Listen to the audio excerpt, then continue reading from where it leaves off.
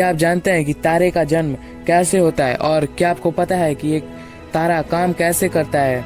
तो आज के इस स्पेशल एनालिसिस एपिसोड 5 में हम इन्हीं तथ्यों के बारे में बड़े यूनिक और मज़ेदार वे में जानने वाले हैं। तो वीडियो को पूरा आखिर तक देखिएगा और अभी सब्सक्राइब का बटन ठोक कर नोटिफिकेशन ऑन कर दीजिए ताकि आपको ऐसे ही साइंटिफिक वीडियो देखने को मिलती रहे। So let's get started.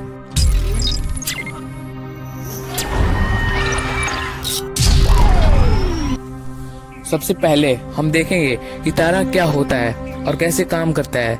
Star एक शाइनिंग बॉल है जो कि हॉट गैसेस से बना हुआ है। इसका most of the part hydrogen से बना है और जैसा हर एक सेलेस्टियल बॉडी के सेंटर में कोर रहता है, ठीक उसी तरीके से स्टार के सेंट्रल पोर्शन में भी कोर है जो कि वास्ट अमाउंट में एनर्जी रिलीज करता है न्यूक्लियर फ्यूजन के थ्रू। स्टार बड़े ही गर्म होते हैं जिनका एवरेज टेम्परेचर करीब 40,000 डिग्री सेल्सियस तक रहता है और अपनी ज्यादा मात्रा में एनर्जी रिलीज के कारण काफी ब्राइट भी होते हैं। अगर एग्जाम्पल लें कोई स्टार का, तो हमारा सन इसका बेहतरीन एग्जाम्पल है। सन एक ऑर्डिनरी स्टार है जो हमारे काफी करीब में है और हमारे सोलर सिस्टम का एनर्जी का सोर्स भी है। और इसके 3 लेयर्स होते हैं। पहला कोर, जहाँ से एनर्जी रिलीज होती है। दूसरा इनर लेयर, जहाँ से रेडिएशन आते हैं। और तीसरा आउटर लेयर, जहाँ से कन्वेक्शन होता है। हालांकि सन भी एक स्टार है, तो इस तरीके से स्टार्स में भी यही 3 लेयर्स होते हैं, कोर, इनर लेयर और आउटर लेयर। मगर कुछ छोटे स्टार्स के पास 3 नहीं, केवल 2 ही लेयर होते हैं, कोर और आउटर लेयर, जहाँ से कन्वेक्शन होता है। और जैसे सन के पास सरफेस है, ठीक उसी प्रकार स्टार के पास भी सरफेस होते हैं जिससे वे लाइट एनर्जी और हीट एनर्जी एमिट करते हैं। अब बात आती है कि कोई भी स्टार एग्जिस्ट क्यों करता है। स्टार अपने फॉर्म में 2 फोर्सेस के कारण एग्जिस्ट करता है। पहला ग्रेविटी, जिससे स्टार के अंदर के मैटर अंदर ही एक दूसरे से अटैच रहते हैं। और दूसरा प्रेशर, जो कोर से जनरेट होते हैं और ये स्टार के मैटर को आउटवर्ड पुश करते हैं। एक सामान्य तारे में ग्रेविटी और प्रेशर दोनों बराबर होते हैं और जब वही सामान्य तारा एक रेड जायंट में बदल जाता है, तब अंदर के बढ़ते हुए प्रेशर से वो फैलने लगता है और वही रेड जायंट बाद में कोलैप्स होकर एक ब्लैक होल का रूप ले लेता है। ब्लैक होल के कंडीशन में ग्रेविटी बहुत ही बढ़ जाती है। खैर, ये थी स्टार के बारे में और इनके फंक्शंस के बारे में। अब हम स्टार के टाइप्स के बारे में जानने वाले हैं। रात में जब भी हम आसमान की ओर देखते हैं तो हमें कुछ छोटे स्टार्स दिखाई देते हैं, तो कुछ बड़े और कुछ ज्यादा चमकदार दिखाई देते हैं। और इसीलिए स्टार्स को हम साइज, कलर के बेसिस पे क्लासिफाई करते हैं। अगर बात करें साइज के बेसिस पे, तो 2 टाइप के होते हैं। पहला जायंट स्टार, इसके नाम में ही मतलब छिपा है। जायंट मतलब विशाल, बहुत बड़ा। इनके जायंटनेस का अंदाजा ऐसे लगा सकते हैं कि हमारे सन से ये 200 गुना चौड़े और 1000 गुना तेज चमकदार होते हैं।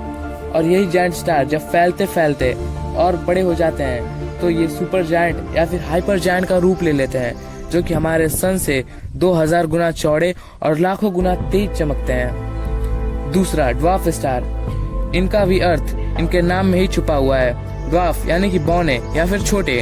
ये हमारे यूनिवर्स के मेजॉरिटी का स्टार कंसिस्ट करते हैं। ये काफी छोटे और कम चमकदार होते हैं। इनमें काफी वेराइटीज पाई जाती हैं, जैसे white dwarf, red dwarf, blue dwarf और भी बहुत सारे। ये थे स्टार्स के टाइप और साइज के बारे में। मगर अब हम जानेंगे कलर के बेसिस पे स्टार कितने टाइप्स और फॉर्म्स के होते हैं। कोई भी स्टार का कलर उस स्टार के टेम्परेचर पर डिपेंड करता है। सबसे ज्यादा टेम्परेचर वाले ब्लू कलर के स्टार होते हैं जिनका टेम्परेचर 45,000 डिग्री सेल्सियस होता है। फिर जैसे जैसे ये ब्लू स्टार फैलते हैं और अपना स्टेज बदलते हैं तो ये ब्लूइश व्हाइट कलर के हो जाते हैं। इनका टेम्परेचर 30,000 डिग्री सेल्सियस होता है। और फिर जब फैल कर स्टार्स अपना स्टेज फिर बदलते हैं तो ये व्हाइट कलर के हो जाते हैं और टेम्परेचर और कम हो जाता है, 12,000 डिग्री सेल्सियस तक चला जाता है। फिर समय के साथ ये येलोविश व्हाइट हो जाते हैं जिनका टेम्परेचर 8,000 डिग्री सेल्सियस रहता है। फिर उसके बाद समय के साथ साथ जब ये स्टेज फिर बदलते हैं तो ये येलो कलर के हो जाते हैं जिनका टेम्परेचर घट के 6500 डिग्री सेल्सियस तक आ जाता है।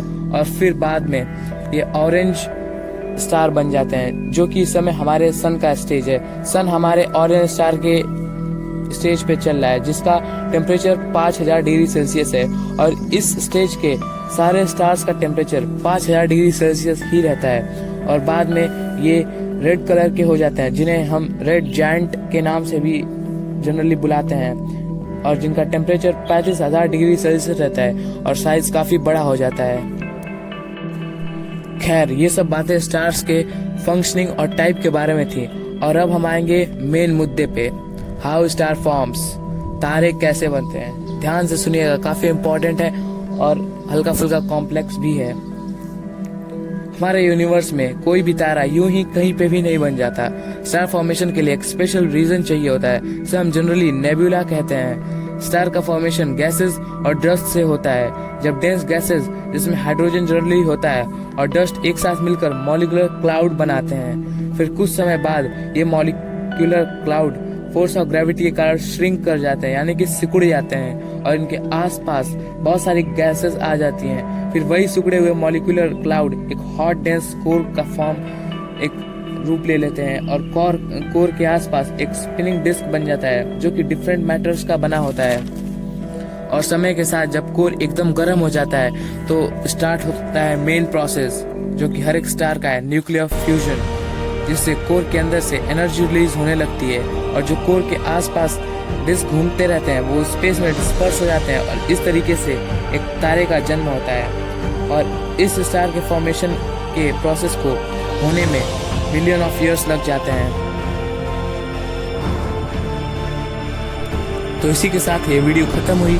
वीडियो कैसी लगी कमेंट में ज़रूर बताएं। इसके साथ ही हमने हमारे चैनल को 10 मिलियन सब्सक्राइबर्स तक पहुंचाने का मिशन बनाया है। तो मेरी आपसे एक छोटी सी रिक्वेस्ट है कि हमारे चैनल को सब्सक्राइब जरूर कर दें, इससे हमें हमारे मिशन को कंप्लीट करने में सहायता मिले, और बने रहें हमारे चैनल पे। साथ ही रोज विजिट करें हमारे चैनल पे, क्योंकि हर दूसरे दिन वीडियोस आती रहेंगी। So please cooperate to complete our mission. Stay motivated, stay learning. See you again.